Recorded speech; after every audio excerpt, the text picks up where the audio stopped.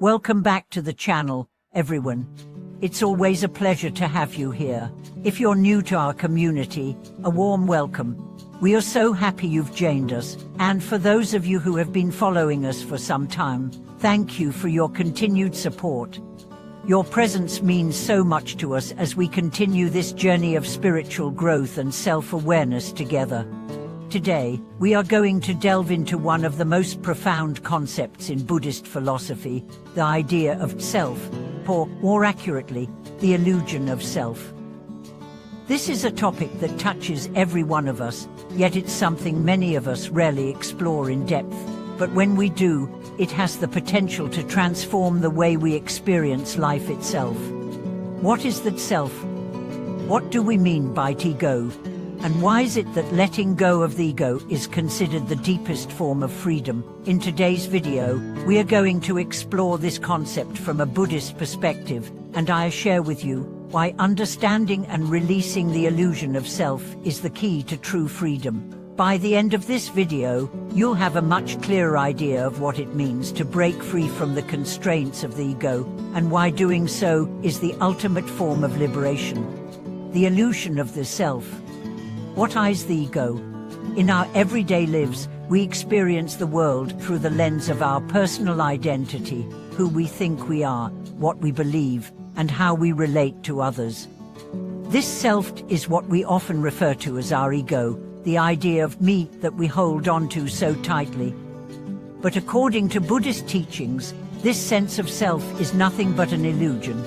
The Buddha spoke of the concept of anatta, or non-self, which is one of the core teachings in Buddhism.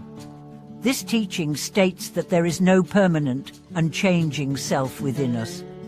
What we think of as me is actually a collection of thoughts, emotions, and physical sensations that are constantly changing. There is no solid, independent self that can be found. This may sound shocking or even unsettling. After all, we spend our entire lives identifying with this idea of me, our body, our thoughts, our emotions, our identity. It's difficult to imagine a life without this sense of self. However, the Buddha encouraged us to see through this illusion, because it is precisely this attachment to the self that causes suffering. Why? Because when we identify so strongly with the ego, we become trapped in a cycle of desire, fear, and suffering. We want to protect our identity, defend our beliefs, and avoid anything that threatens our sense of self. But in doing so, we create more suffering for ourselves and others. The key to liberation lies in letting go of this attachment to the ego. The ego and suffering, how clinging to me creates pain. Let's take a closer look at how the ego creates suffering. Every time we cling to the idea of me or might in a way that's too rigid, we create a sense of separation between ourselves and the world around us.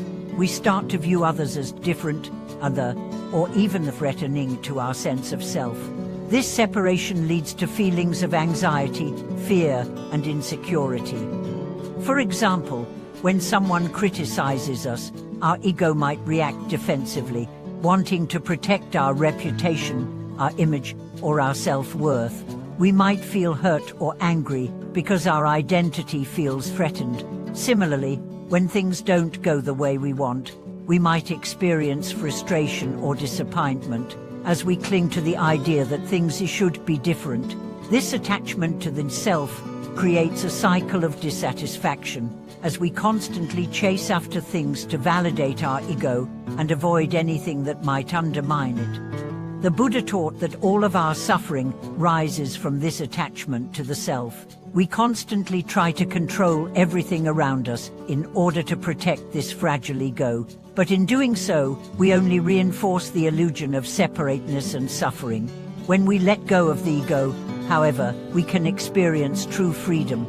Breaking free from the ego, how letting go leads to liberation. But how do we let go of the ego?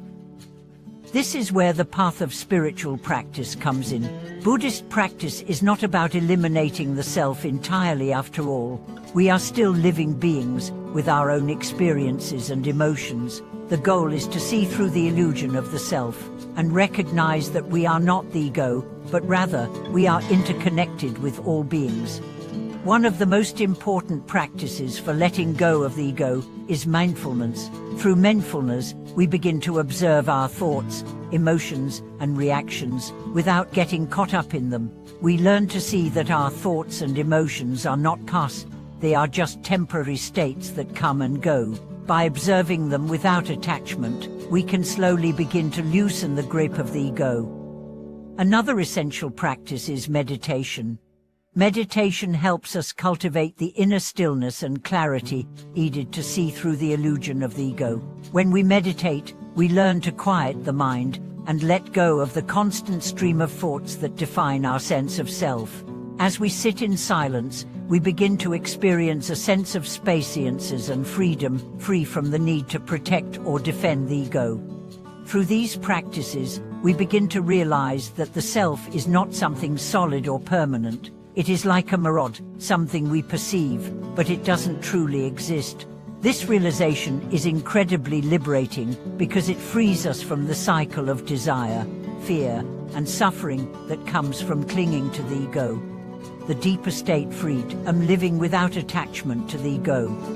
So, what is the deepest form of freedom? It's the freedom that comes from letting go of the ego and embracing the truth of anatta, the truth that there is no permanent, independent self. When we let go of the ego, we stop trying to control the world around us and start to live more harmoniously with it. This freedom is not about becoming passive or detached from the world, it's about living with a deep sense of peace and acceptance. When we let go of the ego, we stop seeing the world through the lens of need and start seeing it as it truly is, an interconnected web of life, where everything is constantly changing. Living without attachment to the ego allows us to be more compassionate and understanding toward others. We no longer see them as threats to our identity, but as fellow beings on the same journey.